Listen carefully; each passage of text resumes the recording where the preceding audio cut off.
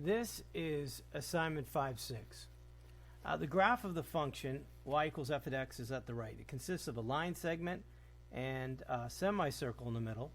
Evaluate the following using geometry formulas. So what you learned in this lesson is that the definite integrals have bounds, a lower bound and an upper bound.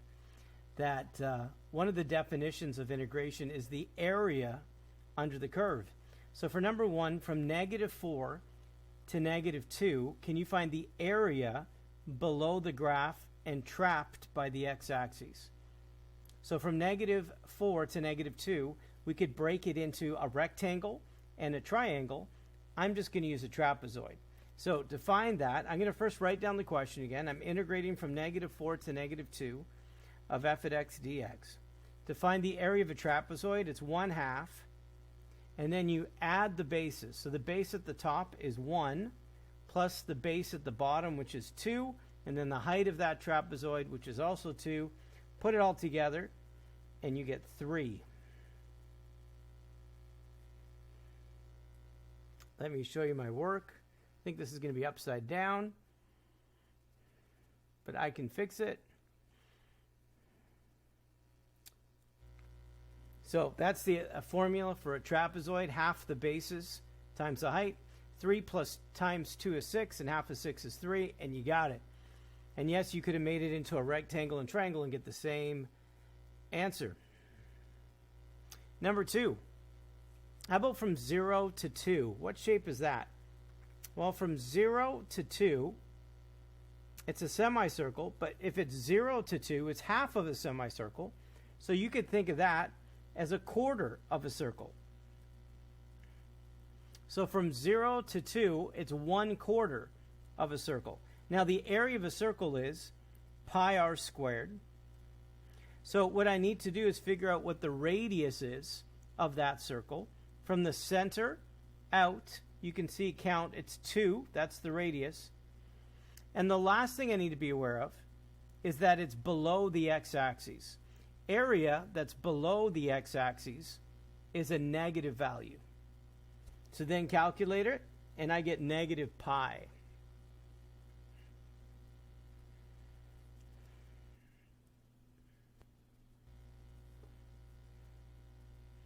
Two squared, 4 times -1/4. Again, why is it negative? Because the area is below the x-axis. Number 3, how about from -4 to +3? That's the whole thing.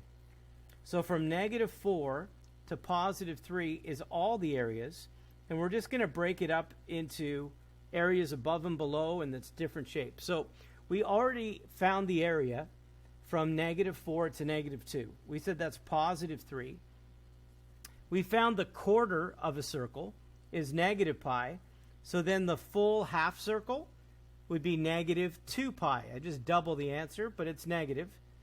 And then what's that last shape at the end? From +2 to 3, that's a triangle. And it's going to be negative. And the base is 1, and the height pointing down is 2. And then those are the numbers you put together for your answer. So 3, -2 pi. This is going to be -1. So only like numbers. So 3 take away 1 would be 2 minus 2 pi. Number 4.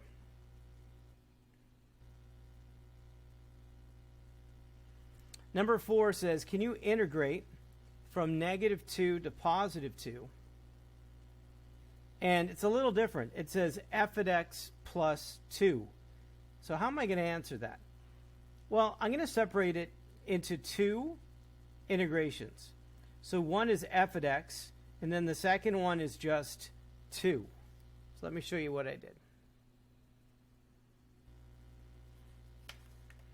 So one goes from -2 to +2 for f of x, and the other goes from -2 to +2 just for 2. So this one comes from the graph. And we already did that. That's the full semicircle at the bottom. That's -2 pi. The second one, I actually have to integrate and then substitute in.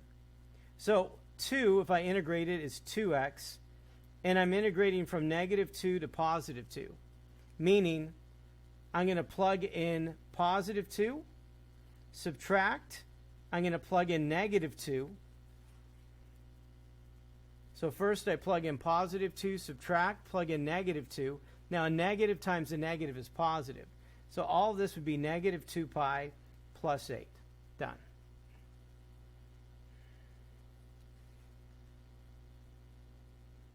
Next one. Number 5's on the next page. Here we go. For problems 5 and 6, sketch a graph and use the idea of signed areas, meaning the area above is positive, the area below is negative, and to evaluate these definite integrals using geometry. So number 5, we have f at x equals x minus 1. And first it says integrate from negative 2 to positive 2. So if I integrate from negative 2 to positive 2, I'm just going to graph with those endpoints. So I'm going to plug in negative 2 and get negative 3. And if you plug in a positive 2, you get 1.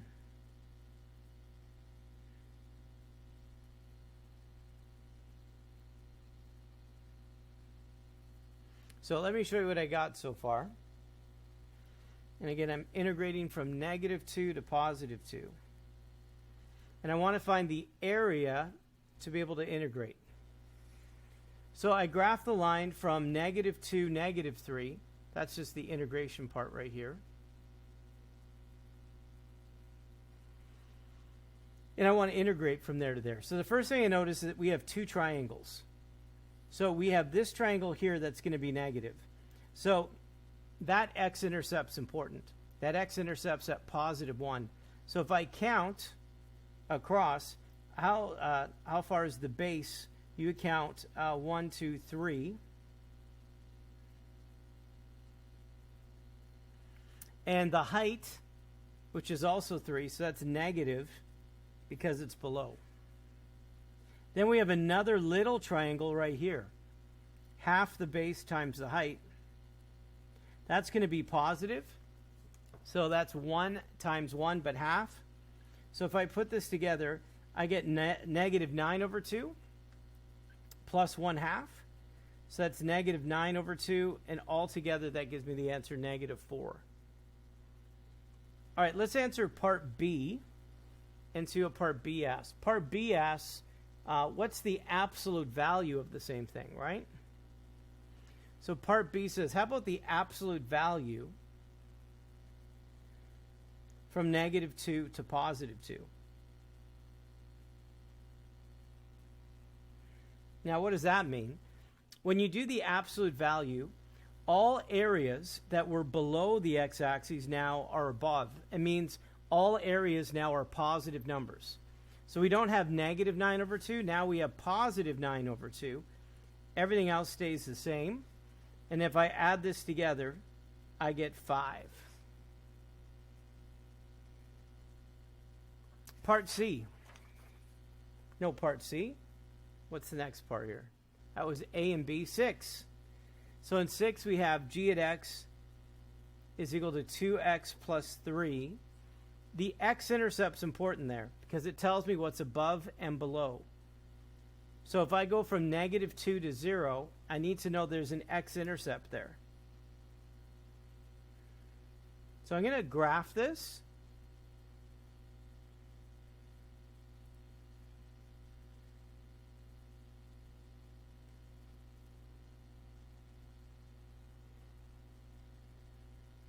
Negative 2 gives me the answer negative 1.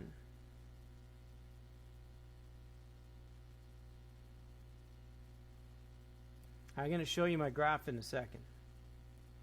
So we're integrating from negative 2 to 0, and then the same thing, but with absolute value. So this is what this looks like. So I graph the line. Positive 3 is the y-intercept. Now, what's the 0 of this? You subtract 3 and divide by 2. So negative 3 over 2, or negative 1.5, is the x-intercept. That's that. And then when I plugged in negative 2, 2 times negative 2 plus 3, that's negative 1. So this is the part of the line I'm interested in. The area below for this one is still going to be negative, and the area above is going to be positive. So when I look at this triangle that's above, and then look at this little triangle that's below, we find the area of each one and then combine them together. So the positive area, it's 1/2. The base is 1.5 or 3 over 2. And then the height is 3. Now for this little triangle, it's going to be a negative area. Now the base is just 1/2. And the height is just 1, but it's a negative 1. Think of that height as a negative 1 height. And now put it together. So I get 9 over 4 minus 1 over 4. So if I put that together, I get 2. Now, what's the difference between A and B? Is all this negative area for absolute value gets reflected up. So all the areas are positive when you have the absolute value sign.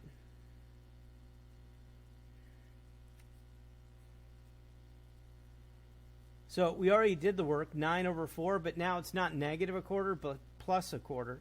So the area is 10 over 4, or 5 over 2, or 2.5. All of that's the same. All right, number 7.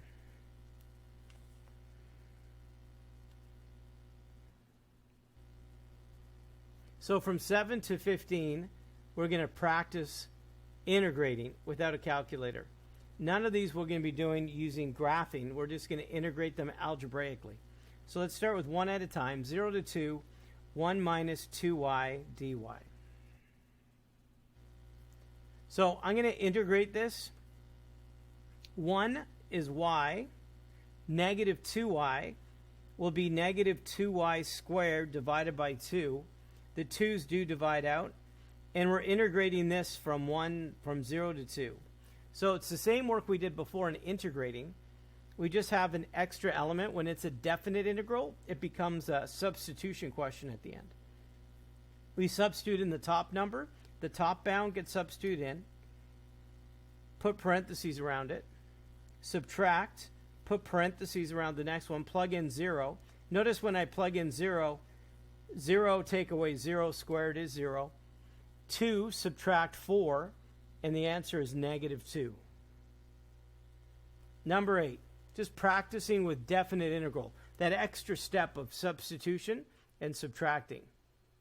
Oops, I didn't mean that one.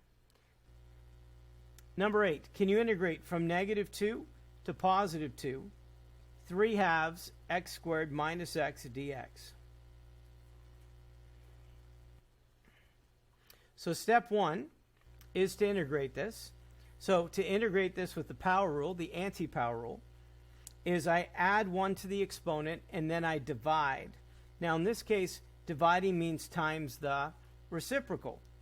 And when I do the reciprocal, I want you to notice that when you divide by 3 or times the reciprocal, the 3's are going to multiply out or divide out, leave you with 1/2. Negative x becomes negative x over 2, or x squared over 2.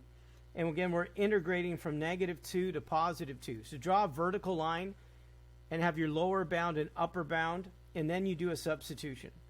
So we have 1/2 x cubed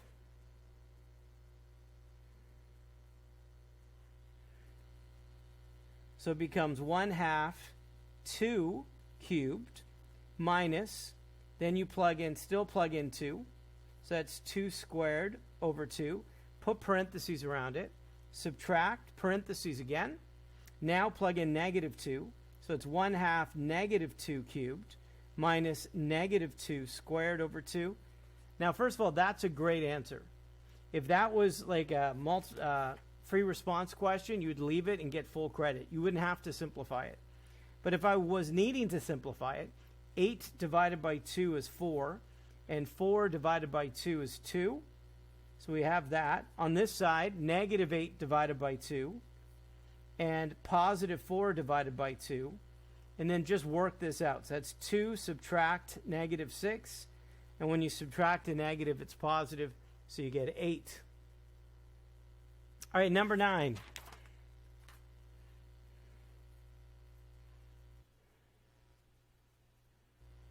In number 9, you're integrating from 0 to 1. T squared subtract 1 to the 4th. And there's a sneaky little t there. dt. So that's important because we can now do the anti-chain rule. So what would the anti-chain rule look like? Well, the derivative of t squared minus 1 is 2t. That should be the hook. Now, the hook that was there before was just 1t. So in front, I need a fraction. It was 1, and then it became 2. So we divide that. And now, when we do the antiderivative, the hook goes away. So we have 1/2, and then I just do the power rule. And the power rule is to add 1 to the exponent and divide or times the reciprocal. Remember, we're not going plus c. Instead, we have bounds from 0 to 1. So if I simplify this, this is 1/10. So it's 1/10, plug in 1, put parentheses around it, subtract, plug in 0. Don't assume that when you plug in 0, the answer is 0. So again, this is 1/10.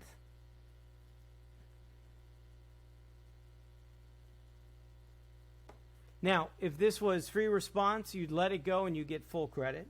But if I wanted to simplify it, 1 take away 1 is 0, which makes all of this 0. 0 subtract 1 is negative 1/5. That makes this negative, but this negative in front makes it positive. So first of all, negative 1 to the 5 is a negative 1/10. But then a negative times a negative makes it positive 1/10. All right, number 10.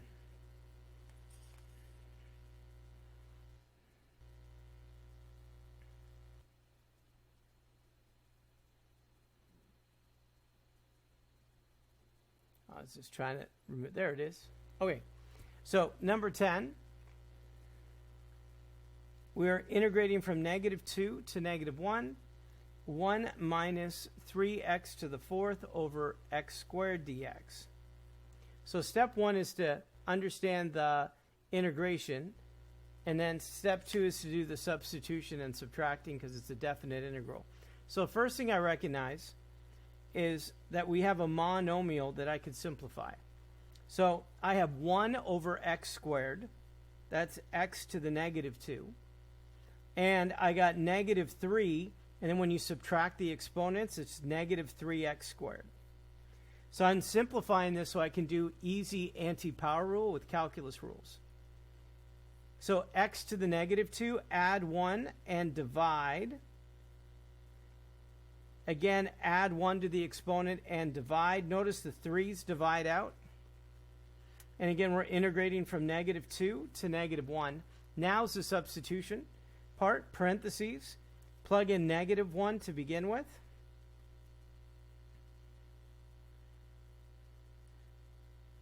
Parentheses, subtract.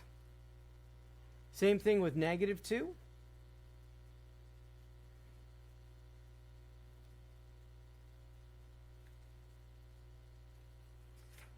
So that's what it looks like when you substitute in negative 1, substitute in negative 2, and then subtract the answers. That's a great answer, but if you did want to simplify it, negative 1 to the negative 1, man, there's a lot of negatives here. So this becomes negative, and a negative becomes positive, and another positive. This really just is 1 plus 1, right? Double checking, yes. So this is really just 1 plus 1 when you simplify the exponents. This one, the negative exponent, makes it 1/2. But a negative times a negative makes it positive 1/2. This is negative 1/8. No, it's positive 3, right? So it's negative 8. But the negative makes it plus 8. So this is 2. This is 8.5. So if I put that together, 2 subtract 8.5, I get 5.5, right? Negative 5.5. Is that right? 6.5. Negative 6.5. Ah, my number sense. negative 6.5, and you have your answer. But this up here is a great answer unless it's multiple choice. Number 11.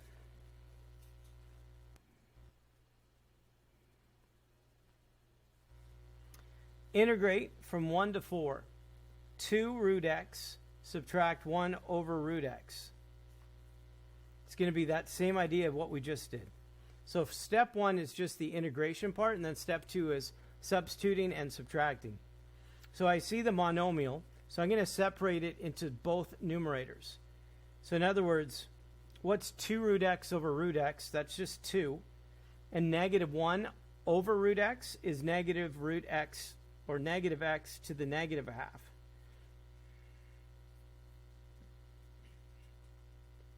So negative 1 over root x. The square root of x is to the 1/2, but because it's in the denominator, it makes it negative a half. So now we integrate. So 2 is just 2x. Negative x to the negative a half, add 1. So 2 plus negative 1. That's positive a half. Divide or times the reciprocal. And then we're integrating from 1 to 4. The next step is just substitution.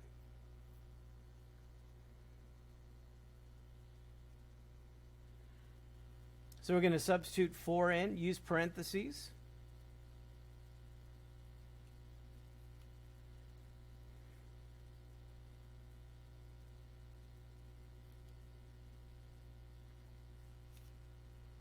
And then plug in 1. And now simplify. So we have 8.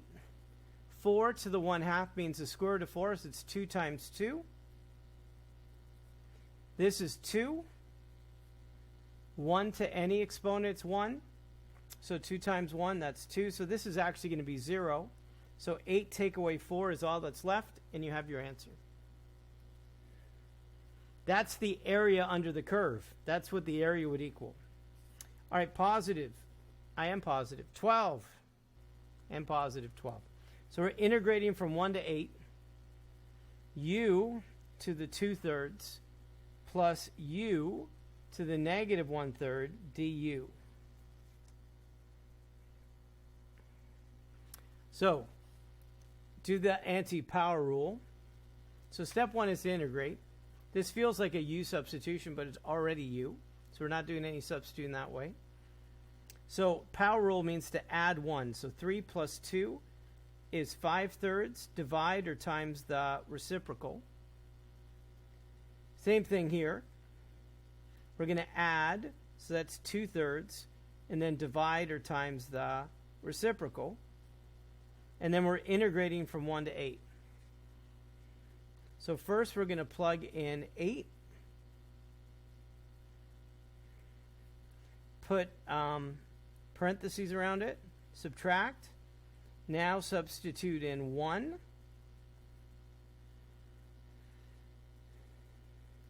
So I rewrite everything and just put 1 in instead of 8. That's a great answer. If you did need to simplify it, the cube root of 8 is 2, and 2 to the 5th is 32. The cube root of 8 is 2, and 2 squared is 4, so that's 12. That's 3 times 4, so it's 12 divided by 2. 1 to any exponent's 1, so this is 3/5. Again, 1 to any exponent, that's 3 over 2. And then you just work this until you got an answer. You'll trust me, right? The answer is 231 over 10. But the most important part is right here. That will give you full credit, okay? I'm not going to worry about the fractioning part. All right, what's our next question? 13.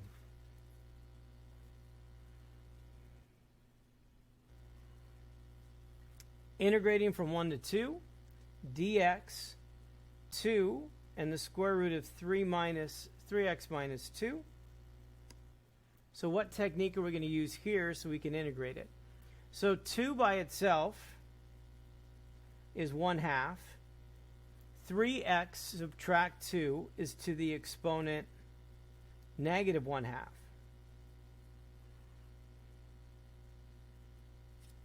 Now, the hook here, the derivative of 3x subtract 2 is 3. So that's the hook I need. Now, I'm going to take what it was before and divide it over what it became. So that's ultimately going to be 1/6. So the 3 now can go away. Go away, hook. And then I can do the anti-power rule. So the anti-power rule is add 1. So 2 and negative 1, that's positive a half. Divide or times the reciprocal. And you're integrating from 1 to 2. So know that 1/6 times 2 is 1/3. I didn't need that extra step. I'm going to first plug in 2.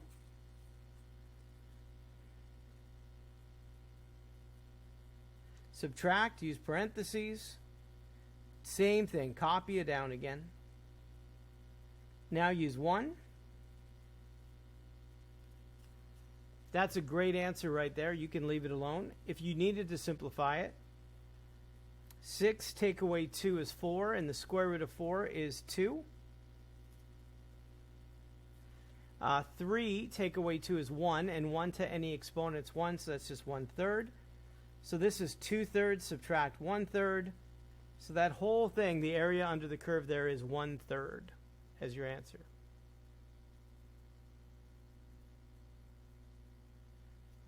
Number 14.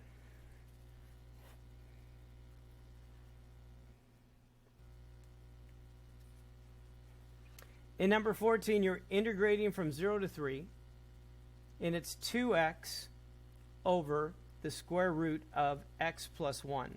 Now, let's look to see what I'm going to do here.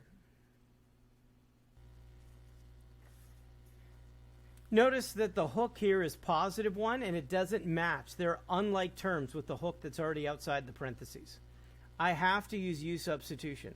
So I'm going to let u equal x plus 1. This should be negative a half, right? Did I not do that? This should be a negative a half. 2x negative a half. Make sure I got the... Yeah, negative a half. Okay. So u is going to be x plus 1. X is equal to u minus 1, and dx is equal to du. So these are my substitutions. And then I can integrate. So x is u minus 1.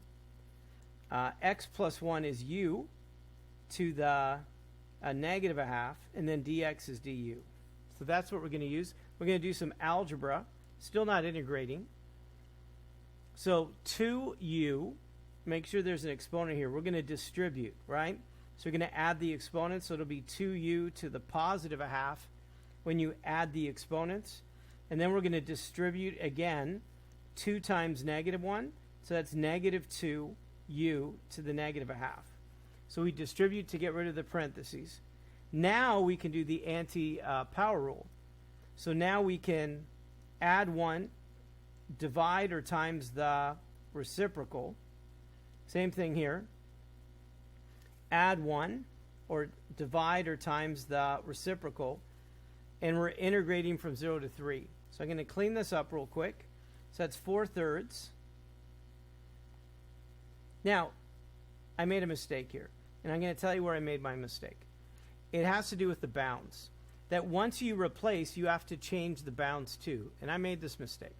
So I'm going to change it. It's okay to make a mistake. I'm going to change it. So these bounds are in terms of x. So if x equals 3, then 3 plus 1, this should really be 4. Then you don't need to do a substitution again back at the end. X is done then. So if I replace the bounds in terms of u, I don't need to go back to x. So how did I get 4 again? I took 3 and then plugged it in here, and 3 plus 1 makes u 4. I'm going to do the same thing for 0. 0 plus 1 makes this bound 1. So now the bound goes from 1 to 4 in terms of u, and now I don't need to go back to x.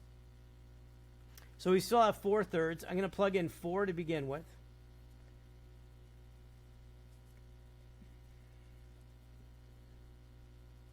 put parentheses around it, minus, copy the same thing again, this time 1,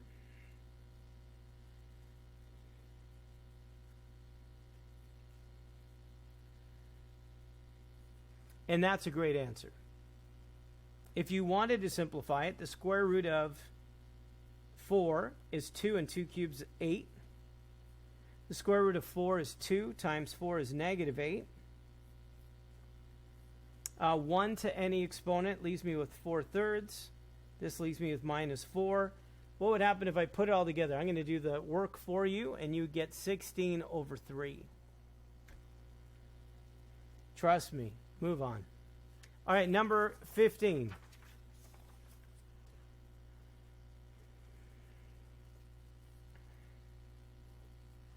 In number 15, you're integrating from 1 to 2, x and the cube root of x minus 1.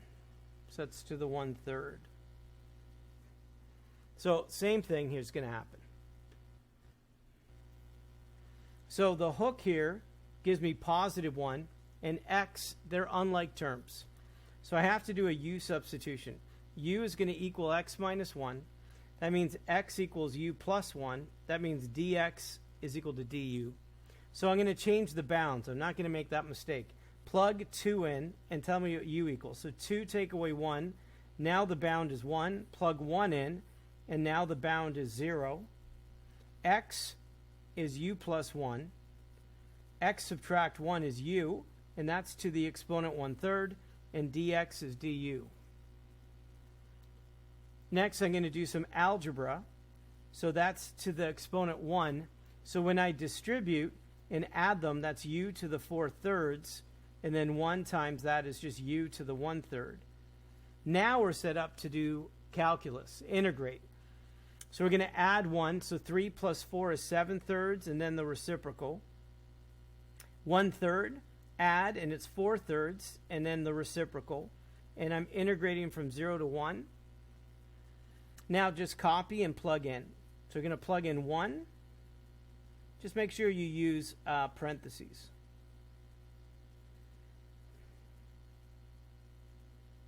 So it's 1 to the exponent 7/3 and 1 to the exponent 4/3. Parentheses minus 3/7. Now this is all going to give me 0, right? 0, 0. So why do I even bother? So it's just 0. When I plug, don't assume it's 0, but if you do plug in, it is 0. And then 1 to any exponent, it leaves you as 3/7 plus 3/4. That's 12 plus 21 over 28. Right? Yes. 12 plus 21 over 28. Got it? 12 plus 21 over 28. Brilliant, right? All right. 16. If f of x is an even function, which means there's symmetry with the y-axis.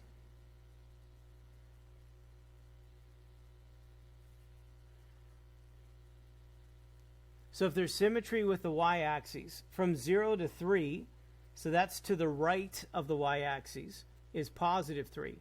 So negative 3 to 0, you just double the answer and get 6.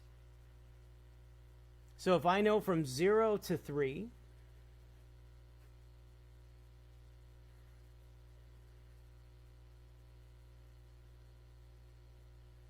now I don't know what it looks like, but let's say I give you an example. So let's say from 0 to 3, this shaded area is 3. That means negative 3 to 0. Because of symmetry, this would also be 3.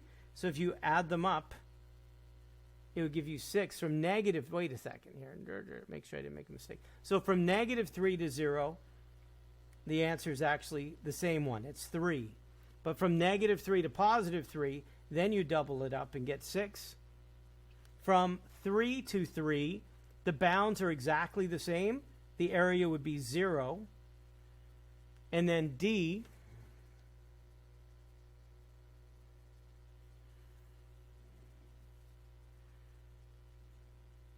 oh, sorry. It says from negative 3 to 0. Oh, there's a negative f at x for b. So that would make it negative 6. And then C would be positive 6.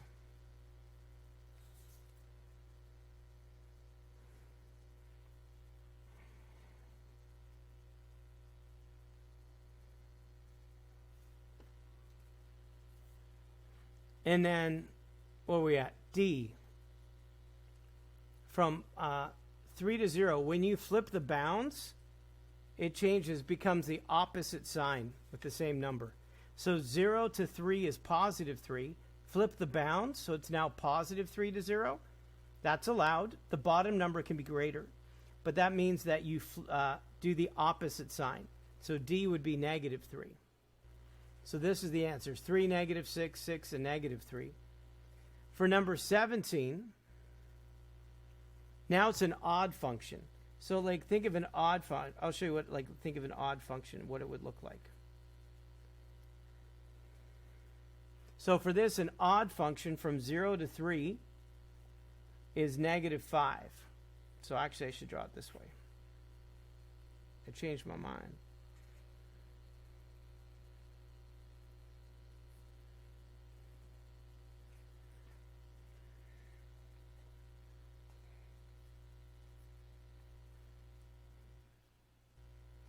So from 0 to 3, it's negative 5, just so you know. So for part A, it says integrate from negative 3 to 0. So from negative 3 to 0, ignore this. So from negative 3 to 0, because it's odd, they have symmetry. But this is below, so the other side must be above, so it's positive 5. B, from negative 3 to positive 3. So if I go from negative 3 to positive 3, because it's odd, one's positive 5, the other's negative 5. When you add them together, you get 0 because they're odd. Part C, from 3 to 3, the bounds don't change. So the area from 3 to 3 is 0 because the number didn't change. D goes from 0 to 1. Make sure I write this down. And from 1 to 3. Wow. The properties of from 0 to 1 and 1 to 3 means that's the same as going from 0 to 3. And we already know 0 to 3 gives us negative 5. So 0 to 1 and then 1 to 3 means the same as to go from 0 to 3. It just broke it up into two parts. 0 to 1, 1 to 3 means the same as going from 0 to 3, which we already know the answer is negative 5. It says use your calculator to evaluate. So let me show you with your calculator for number 18. So I'm integrating from 1 to 12, 1 over x dx. So what would that look like with my calculator?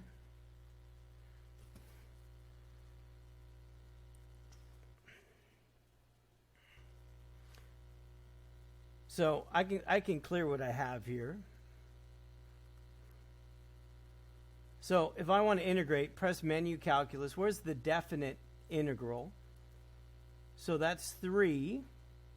And then when you press 3, there you can have bounds or no bounds. We obviously have bounds. It goes 1 to 12. And then have a fraction. So control divide. And then it's 1 over x dx. Control enter. And then to 3 decimal places. So it's super easy. Just practice it. So it's 2.484. Don't worry about truncating. Don't round. Just go 2.484. How about number 19? For number 19, you're integrating from 0 to 6. The square root of y cubed plus 1 dy. So can you type that in? So how did I do it again? So I went menu, calculus, integrate. We're going from 0 to 6. Square root. We're using y, so y cubed plus 1 dy.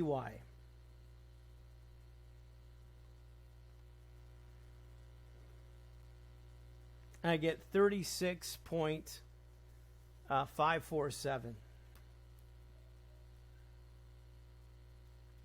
These would be impossible to do for the most part. 18 wouldn't be impossible, but 19, and they're irrational answers. So it's nice. Can you use your calculator to do a definite integral? Yes, you can, and these calculators make it simple. So given the derivative, use a calculator to do the antiderivative of that, dx, from 2 to 4.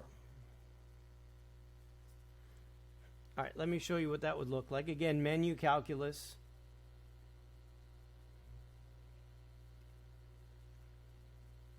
Integrate. And we're going to type that. It goes from where? 2 to 4. And we're just going to type in x over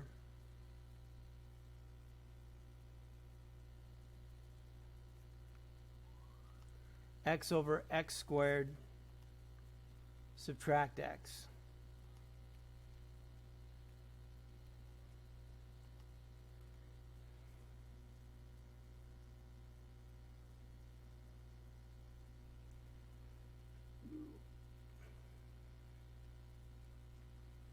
So we just integrated that using the buttons. We get 1.098.